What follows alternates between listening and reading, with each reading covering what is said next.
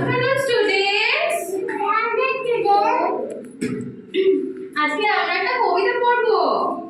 পড়বো তো? বাংলায় কবিতাটা, হ্যাঁ? কবিতার নাম কি বলো তো? না, কবিতার নাম প্রশ্ন। প্রশ্ন। কবিতার নাম কি? প্রশ্ন। প্রশ্ন মানে তোমরা জানো? কি বলো তো? কি বলো মানে বলো।